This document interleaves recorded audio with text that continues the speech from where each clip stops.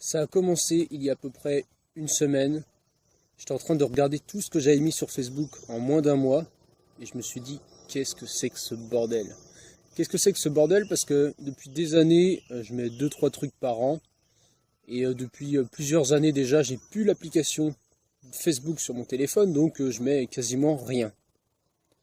Et en plus d'un mois là que je suis parti en voyage, j'ai vu que je faisais que de mettre des trucs sur Facebook, que j'en mettais tout le temps, que j'étais tout le temps rendu sur internet à mettre des choses, à regarder.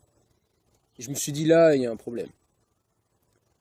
Il y a 2 jours, je me suis énervé parce que j'étais dans un endroit en fait où ça captait mal. Et en fait la vidéo YouTube a coupé au milieu et puis ça m'a échappé un peu un petit ah chier. Et je me suis dit comment ça se fait que un truc comme ça arrive à m'énerver? Parce que moi, je suis hyper zen d'habitude. Je veux dire, plus tranquille que moi, ouais, faut déjà y aller, quoi. Et du coup, j'ai dit là, quelque chose comme Internet, un truc aussi, quelque chose comme ça, tu vois, juste un petit bug, ça a réussi à m'énerver. Ça veut dire que j'arrive pas à me contrôler, et ça, je me suis dit, il y a un problème. Donc, je me suis lancé dans un défi, 7 jours sans Internet. Donc là, c'est le premier soir, j'ai arrêté, j'ai coupé, j'ai enlevé ma carte Wi-Fi en fait de mon téléphone, ma carte SIM, et du coup, j'ai plus internet depuis midi, donc là on est le soir. Et je t'avoue que déjà cet après-midi, je ressentais le manque. Et c'est là qu'on voit que c'est hyper puissant, que c'est comme une drogue, c'est que en même pas 12 heures, je ressentais déjà le manque. Je ressentais le besoin d'aller sur YouTube, d'aller écouter de la musique. Le besoin d'aller regarder sur Google Maps où est-ce que j'allais pouvoir me poser. Le besoin de, tu vois, de voir le dernier truc qui va arriver, la petite notification, le petit commentaire, parce que depuis un moment j'ai des commentaires sur mes vidéos YouTube, ça commence. Et tu vois, j'avais un peu l'impression d'être, tiens, quand est-ce qu'il va venir le nouveau commentaire? Et quand est-ce que, et quand est-ce que, et quand est-ce que. Et du coup, au lieu de vivre ma vie, j'étais en train d'attendre que mon téléphone m'envoie des petits shoots de dopamine là. En fait, j'attendais que mon téléphone me donne du plaisir au lieu de vivre directement ma vie. Et ça, c'est quelque chose que je trouve très mauvais, très malsain en fait, c'est très malsain en fait comme comportement d'attendre toujours de l'extérieur pour être bien. Et surtout, quand l'extérieur te prive, tu te sens frustré. Moi, je voudrais pouvoir avoir internet ou pas, et que ça change rien en fait, que je sois bien pareil.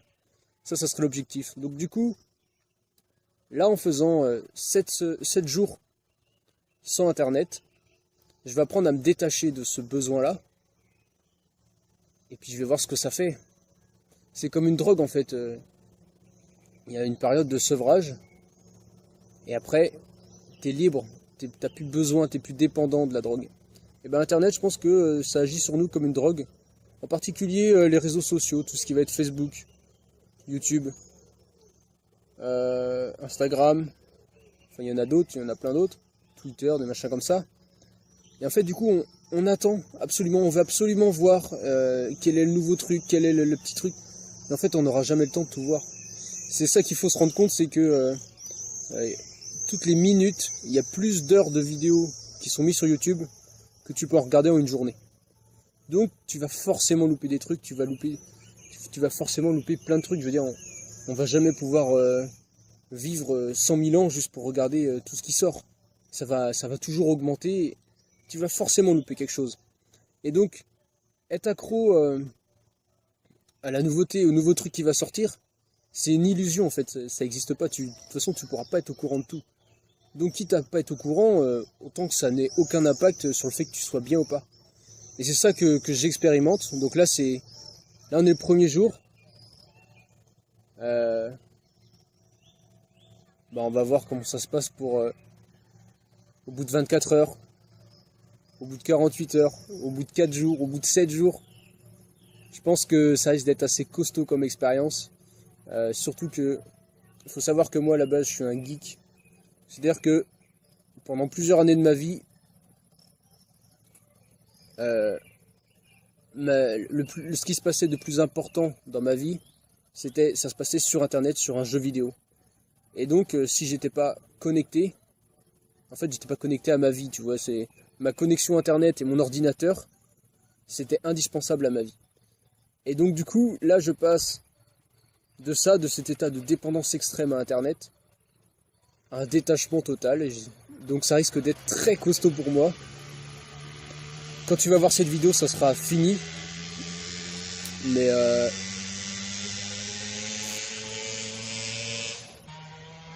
quand tu vas voir cette vidéo, ça sera fini. J'aurai réussi mon pari parce que je compte aller jusqu'au bout. Et il n'y a pas de raison que j'y aille pas. Hein. Et je te ferai justement une sorte de bilan en fin de vidéo, en fin de cette vidéo-là, pour te dire tout ce qui s'est passé, comment faire, et si je trouve des astuces pour justement aider à faire ça, si toi aussi tu as envie de faire ça, ne serait-ce que une journée, 2 journées. Je pense que ça peut être bien de faire ça une journée de temps en temps pour apprendre, tu vois, à se détacher. Bon, on en reparlera de toute façon.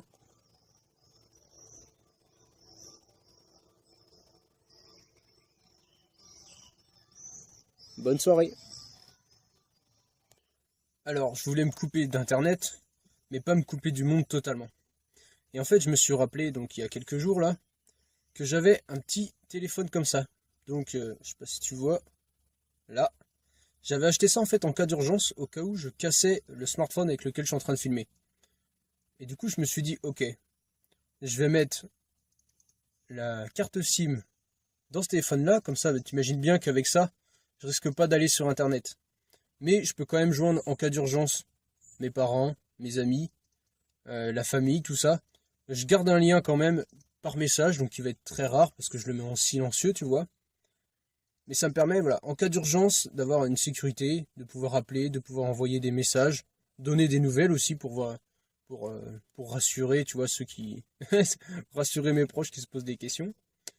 Et du coup, c'est vraiment le moyen le plus efficace que j'ai trouvé parce que j'aurais pu supprimer la 4G sur mon smartphone. Mais c'est tellement facile de cliquer sur le bouton pour activer Internet que, ça aurait été juste pas tenable. Il y a un moment où j'aurais juste appuyé sans faire gaffe. Et puis, tout simplement, j'aurais remis Internet, je serais reparti sur YouTube. Que là, le smartphone, il sert uniquement à filmer. Donc, s'il sert qu'à filmer, je peux faire que ça avec. Il n'y a pas d'internet, il n'y a pas d'appel, il n'y a rien. Et du coup, je m'en sers beaucoup moins. Le but aussi, ça va être de passer moins de temps sur les écrans. Parce que comme je peux juste filmer avec, je l'économise à fond. Et je fais juste filmer et montage. Il me sert que à ça. Le reste du temps, j'économise de la batterie puisqu'il ne me sert pas. Et puis je communique avec ça. Donc je communique très peu parce que c'est hyper relou, tu vois, avec les petites touches là. Il faut appuyer 3 fois pour avoir le C. Enfin, je veux dire, c'est une galère.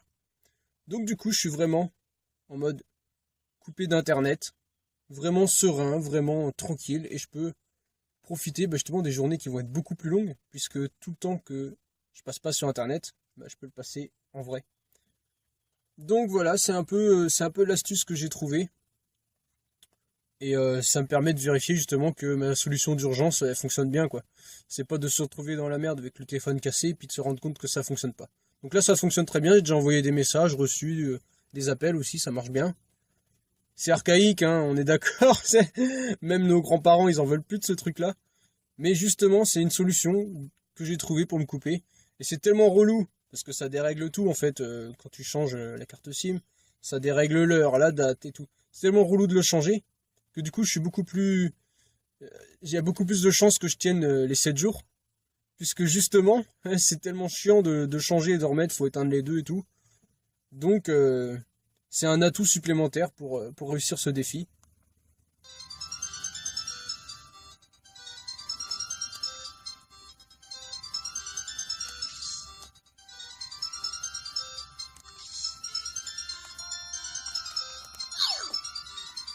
Le jeu que tu viens de voir, c'est celui qui est de base sur le portable. Donc une des règles que je m'étais fixée en fait quand j'ai voulu me libérer du jeu vidéo, c'était 0 appli de jeu sur le portable. Parce que c'est quelque chose que tu as tout le temps sur toi, et c'est tellement facile de cliquer dessus, tu reçois une notification d'un jeu, de retourner dessus. Donc ça c'était une des règles que je m'étais fixée. Là, rassure-toi, sur ce jeu-là, je risque pas de devenir accro. J'ai joué 30 secondes, ça m'a saoulé. Et donc là, ça fait 48 heures que j'ai plus internet. Alors étrangement, je pensais que ça allait être le soir le plus dur. Finalement, c'était plutôt dans l'après-midi que c'était dur. C'est-à-dire que, en fait, j'avais l'habitude d'écouter beaucoup de musique sur YouTube. Et j'avais mes petites habitudes, mes petites playlists préenregistrées. C'était tellement facile, tu vois, de mettre internet et d'écouter de la musique. Et je me suis rendu compte, en fait, que la musique, c'était vraiment un truc important, que j'écoutais vraiment souvent. Et donc, en fait, sur ce portable-là, j'ai trouvé, j'avais laissé mes vieilles musiques de quand j'étais en bac.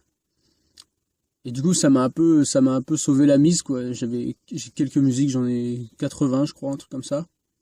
Ça m'a un peu sauvé la mise pour hier après-midi. C'est vraiment, en fait, dans l'après-midi que ça a été dur. Le soir, ça allait. J'ai lu tranquillement, et puis j'ai mangé, tout ça, c'est passé tranquille, quoi.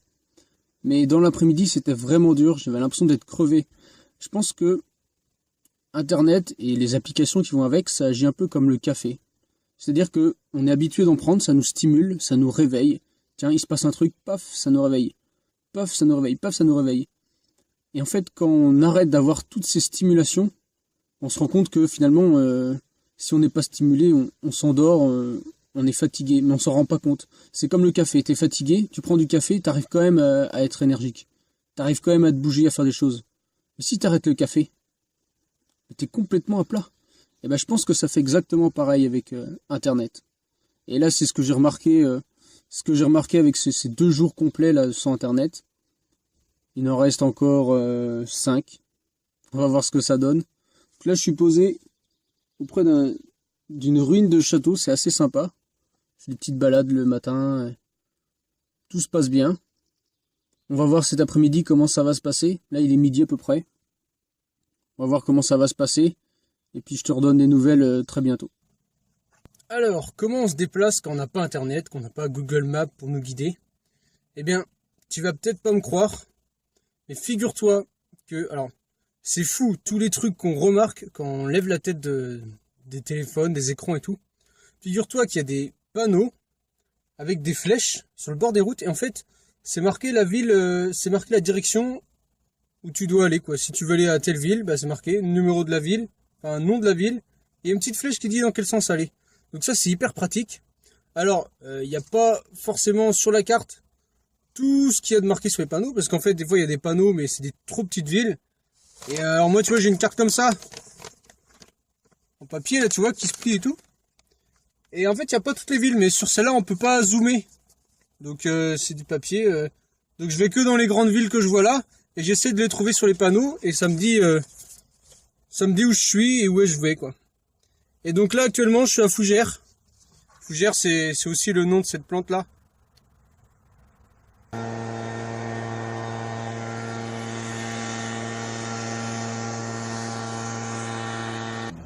J'en suis à mon 5e jour sans Internet. Honnêtement, ça commence à être pénible. C'est pénible parce que j'ai pas de gros projets à faire. Tu vois, je vis un peu au jour le jour. Et je pense que Internet, c'est une distraction, mais qui peut être nécessaire quand on n'a rien d'autre à faire. Parce qu'en fait, les journées, finalement, elles sont vachement longues. On s'en rend compte quand on perd pas notre temps sur Internet. Les journées sont très longues et on a le temps de faire plein de choses. Et le truc, c'est que si on passe autant de temps sur les réseaux sociaux, sur Internet, c'est justement parce que on a du temps dont on sait pas quoi faire. Et du coup, on se sert de ça pour passer le temps.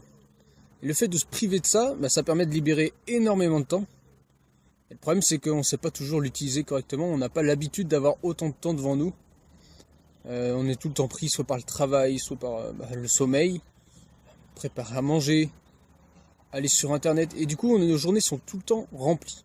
Et le fait de vider les journées d'un coup comme ça, avec il reste plus grand chose, ça donne l'impression qu'elles sont hyper longues. Et moi, c'est vrai que là, en ce moment, je les trouve très très longues. Donc je fais quelques vidéos, tout ça. Mais j'avais le temps de le faire aussi avant, quand j'avais Internet. Donc ça devient un truc tellement pénible parce que j'ai pas de gros trucs sur lesquels je dois me concentrer à faire et qui me demanderait beaucoup de temps et que là, ça serait l'aubaine de le faire. J'ai pas ce gros truc là, ça viendra sûrement. Et je pense que si tu as un gros projet Si tu veux écrire un bouquin, tu veux faire quelque chose de très compliqué, je sais pas, tout ce qui est code, tout ce qui est, je sais pas, un gros projet artistique, tu veux sculpter des trucs et tout, tu peux pas passer ta journée sur Internet. Et là, se priver d'Internet, c'est un gros avantage parce que tu te libères énormément de temps. Maintenant, si t'as rien de particulier, se priver d'Internet pendant autant de temps, ça va vite devenir pénible. Et c'est pas forcément ce que je conseillerais et tout. Et là, je suis en train de lire un bouquin assez gros, tu vois, donc je passe beaucoup de temps à lire en ce moment. Et c'est Le Cygne Noir de de Nassim Taleb. Et ça parle du hasard. En fait, la plupart des choses qui nous arrivent, elles sont dues au hasard. C'est-à-dire que, je veux dire, les choses les plus importantes qui nous arrivent dans la vie, elles sont imprévisibles, on peut pas les prévoir. Donc ça sert à rien d'essayer d'être au courant de tout en fait, parce que ce qui va se passer de plus important, ça va être complètement imprévisible. Ça va être quelque chose que, par exemple, tu peux être au courant tous les jours de l'actualité et tout. C'est pas pour ça que tu vas éviter le prochain attentat terroriste de tomber sur la goule. Même si tu as été au courant de tous les autres, à chaque fois, tout de suite, maintenant, tu étais au courant de tout, ça t'empêchera jamais en fait de savoir, de pas être dans le prochain. Si ça tombe sur toi et tu n'auras pas pu le prévoir. Et ça, c'est un truc que, si tu vis un moment comme ça, c'est un truc qui va complètement bouleverser ta vie et t'as pas pu le prévoir.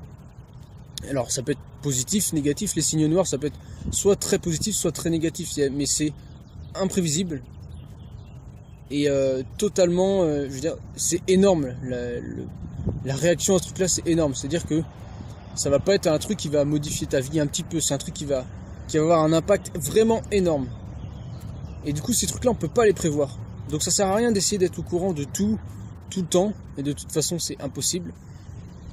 Et on est très mauvais pour ça, c'est ce qu'il explique et qu'il donne beaucoup de preuves. On est très mauvais pour prévoir le futur.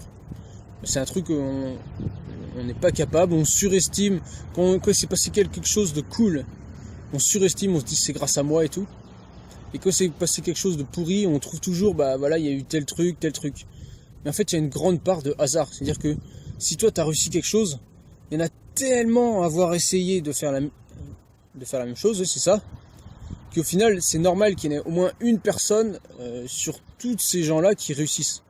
Et c'est peut-être toi, t'as réussi un truc cool, bon bah ok. Mais en fait, ça veut pas dire que toi, t'as eu la bonne solution ou n'importe, c'est juste que t'as eu de la chance par rapport à tous les autres. Sauf que tous les autres, on n'en entend jamais parler. Ils ont échoué, donc on n'entend jamais parler. Et toi, t'as réussi, donc toi, tu peux en parler, tu dis, bah voilà, ma méthode, elle a fait ça. Mais il y en a 10 000 qui ont fait pareil. Sauf que ces 10 000 là, bah, ils ont jamais raconté ce qu'ils ont fait puisqu'ils n'ont pas réussi.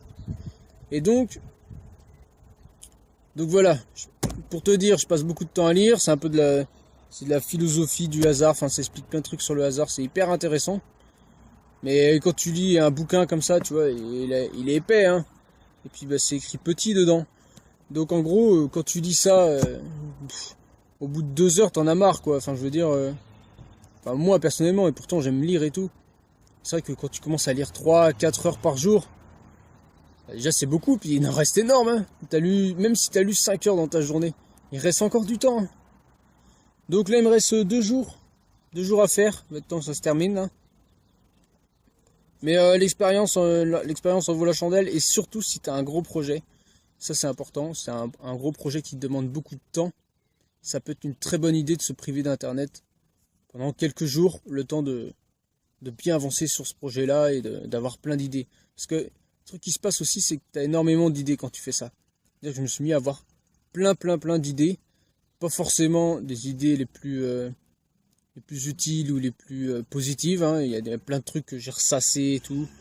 Et que c'est pas forcément positif sur ce plan-là, quoi. Mais si tu es en manque d'idées et tout, coupe-toi d'internet, tu vas avoir plein de trucs qui vont jaillir de nulle part, de toi-même, quoi. Au lieu que tout vienne de l'extérieur, il y a des trucs qui vont venir de toi-même.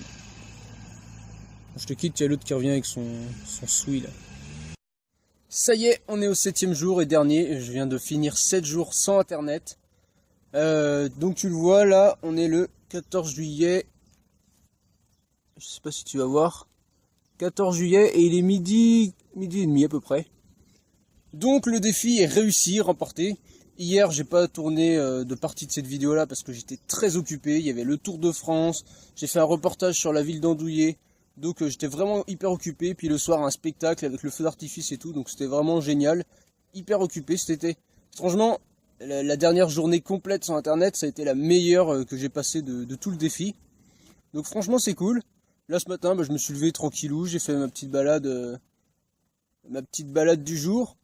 Et puis là je te tourne cette vidéo là et je vais te faire un petit bilan un peu de tout ce qui s'est passé. Et c'est vraiment une bonne expérience. Après je veux pas refaire ça régulièrement, peut-être des périodes plus courtes. Mais franchement une bonne expérience. Donc pour résumer un peu tout ce qui s'est passé, il y a d'abord eu un problème au niveau de la musique. Parce que j'écoutais beaucoup de musique via internet. Et c'est vraiment un point qui m'a manqué. Je pense que c'est assez facile de se libérer de ça. Il suffit d'avoir des CD, d'avoir des musiques sur une carte mémoire que tu peux écouter sur un baladeur ou même sur le portable comme ça. Mais au lieu qu'elle soit sur Internet, elle sera sur la carte mémoire.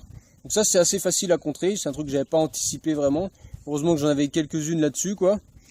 Ensuite, pour s'orienter, voilà, si tu es en voyage comme moi, pour s'orienter, sans Google Maps, sans appli et tout, c'est beaucoup plus compliqué. Donc j'avais pris une carte routière et puis je m'arrangeais pour demander aux gens. Ça m'a permis aussi voilà de plus rencontrer de personnes parce que je me suis arrêté dans des bars pour demander la direction. J'ai demandé à des gens dans la rue, tiens, comment on va par là et tout. Donc ça aide à se débloquer un peu. Donc ça c'est cool. Il y a aussi une question d'ennui. Donc cette semaine je travaillais pas. Je mange une fois par jour, donc que le soir. Donc c'est à dire que le midi et le matin j'ai tout ce temps-là qui me sert pas à manger, qui me sert pour ma journée. Et sans internet, du coup il reste plus grand chose, donc j'ai passé beaucoup de temps à lire. J'ai relu des romans que j'avais adorés là, de Bernard Werber.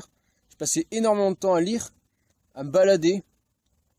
Mais c'est vrai qu'il y a un moment, si t'as pas de projet concret, un truc qui demande beaucoup de temps, beaucoup de réflexion et de pas être interrompu, si t'as rien de tout ça, que tu vis un peu au jour le jour comme je le fais actuellement, ça sert pas à grand chose de se couper d'internet, quoi. À part ou sinon pour avoir des idées, ça aussi c'est important. En fait, quand tu te coupes d'internet, t'arrêtes d'être stimulé de l'intérieur, donc tu te mets à avoir plus d'idées. Pareil, je me suis surpris à chanter des fois. Donc je me mettais comme ça à chanter parce que le cerveau il a besoin en fait d'une activité. Donc si l'activité elle vient pas d'ailleurs, il va créer de l'activité, il va créer des pensées en plus, il va te donner envie de chanter, envie de parler avec les gens. Parce que justement, c'est pas occupé d'une autre manière comme Internet.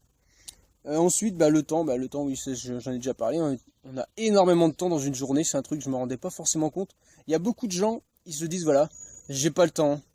Il me faudrait plus de temps. Ils essayent de gagner du temps. En fait, ils se rendent pas compte qu'on en a énormément du temps. Et le temps, c'est juste une question de choix. C'est-à-dire que à chaque fois que tu dis j'ai pas le temps, il faudrait remplacer ça par je ne prends pas le temps. Et là, du coup, c'est plus un truc que tu subis, c'est une décision. Tu dis je prends pas le temps de faire ça. C'est une décision, tu as quelque chose de plus prioritaire.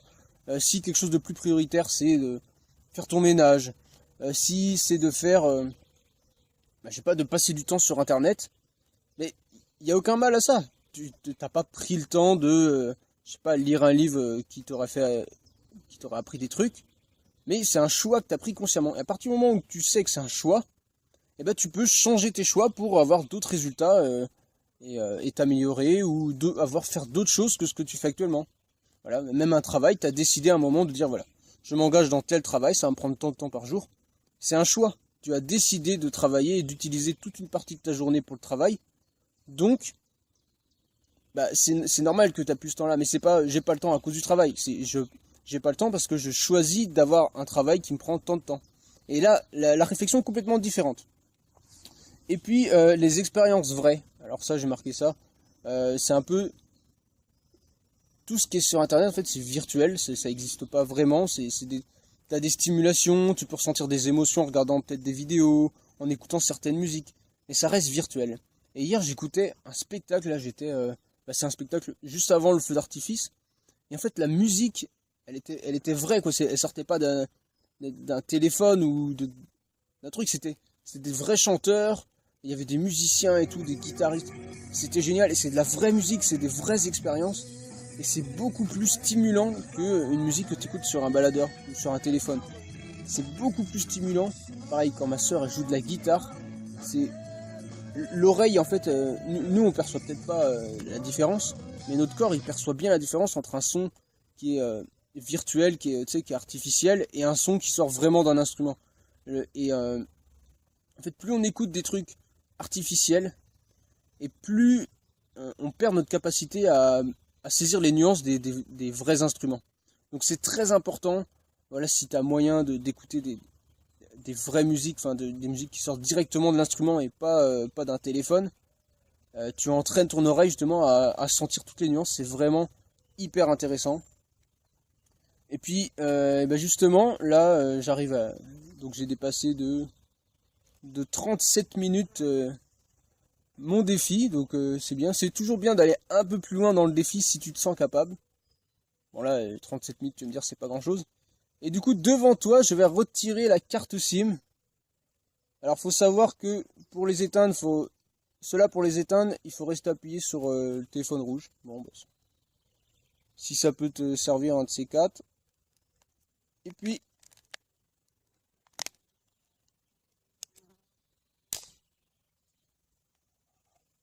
Donc, la carte SIM, elle est là. Ah oui, mais je vais pas pouvoir la... je vais pas pouvoir la mettre parce que je suis en train de filmer. Il va falloir que j'éteigne la caméra pour te la mettre. Du coup, je vais éteindre la caméra. Donc voilà, on est maintenant le 1er janvier 2012 selon ce qu'on voit.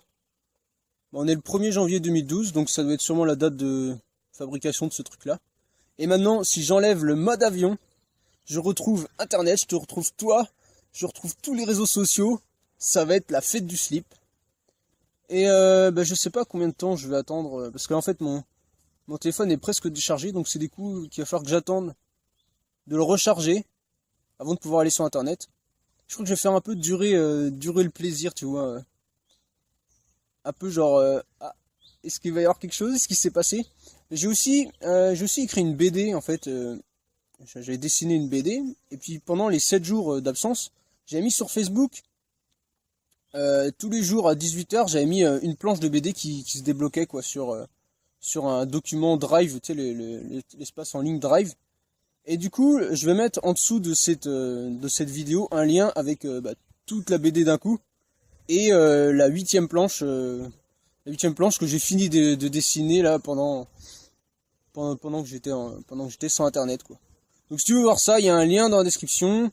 Il y a quoi d'autre? Il y aura peut-être d'autres liens, genre de gens qui m'ont inspiré, trucs comme ça. Et puis on se retrouve très bientôt sur Facebook, sur YouTube, sur Snapchat. Là, il y a plein de trucs que je voulais mettre sur Snapchat. Souvent je fais des blagues, des petites blagues lourdes, je prends des trucs en photo, et puis je fais il y a plein de trucs que j'ai vu que je me suis dit, c'est un que j'ai pris en photo, j'ai pas Internet. Donc là je vais recommencer. Si tu veux trouver mon Snapchat, ça doit être Baptiste L-35, mais ça doit être, je vais mettre les liens dans la description, quoi. Donc tu pourras aller regarder ça, franchement on se fend la gueule. Et puis quoi d'autre? Il y a d'autres liens, Tumblr, Instagram, tout ça. Bon si tu veux aller voir ça, Facebook pour me contacter, ou pour Facebook c'est un peu le journal, tu vois, il y a un peu toute l'actualité et tout. Et puis voilà, moi je te dis à bientôt, amuse-toi bien, lance-toi des défis intéressants et stimulants, et on se retrouve bientôt pour une prochaine vidéo. Salut!